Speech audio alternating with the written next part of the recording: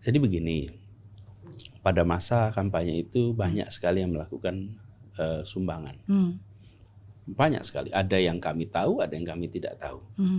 Dan ada yang memberikan dukungan langsung kepada apakah relawan, apakah tim. Nah, kemudian ada pinjaman, sebenarnya bukan pinjaman, dukungan yang pemberi dukungan ini meminta dicatat sebagai hutang. Jadi dukungan yang minta dicatat sebagai hutang. Lalu kami sampaikan, bila ini kan dukungan untuk sebuah kampanye, untuk perubahan, untuk kebaikan. Bila ini berhasil, maka itu dicatat sebagai dukungan. Bila kita tidak berhasil dalam pilkada, maka itu menjadi hutang yang harus dikembalikan. Oke. Jadi itu kan dukungan tuh. Nah, siapa penjaminnya? Yang menjamin Pak Sandi. Jadi uangnya bukan dari Pak Sandi. Itu ada pihak ketiga yang mendukung. Kemudian saya menyatakan, saya ada suratnya, surat pernyataan hutang. Saya yang tanda tangan. Dan di dalam surat itu disampaikan, apabila pilkada kalah, maka saya berjanji, saya dan Pak Sandiaga Uno berjanji mengembalikan. Dan saya dan Pak Sandi, yang tanda tangan saya, apabila kami menang pilkada, maka ini dinyatakan sebagai bukan hutang dan tidak perlu, jadi selesai lah. Gitu, itu bentuk dukungan ya, dan sudah selesai, betul.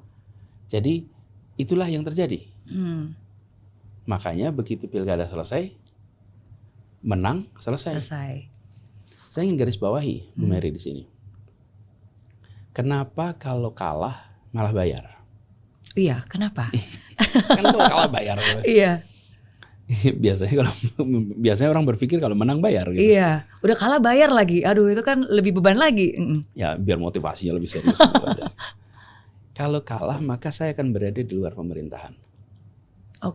Maka di situ saya cari uang untuk mengembalikan. Mungkin saya bisnis, mungkin saya usaha apapun supaya mengembalikan. Saya di luar pemerintahan.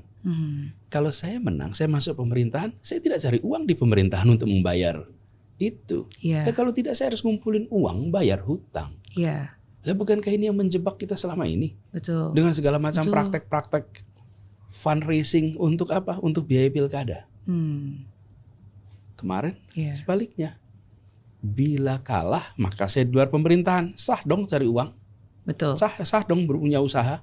Betul. Tapi begitu menang, saya di pemerintahan malah tidak usah. Justru itulah dukungan Anda untuk Jakarta yang lebih baik. Betul, bukan? Dukungan untuk membawa perubahan untuk itu. Perubahan Jakarta. Jadi mengembalikannya dalam bentuk perubahan, janji apa yang bakal dikerjakan gitu kan. Persis.